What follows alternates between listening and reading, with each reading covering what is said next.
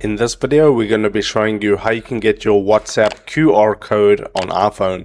If this does help you out, drop a like on the video, subscribe down below, and let's just get into the video. So first you have to open your WhatsApp app, and then you have to click your profile icon on the bottom right corner. Once you do so, it's going to bring you to this page over here. On this page, you have to just go to this top right corner and find this QR code icon. Once you find it, simply click this icon and it's going to bring you to this page.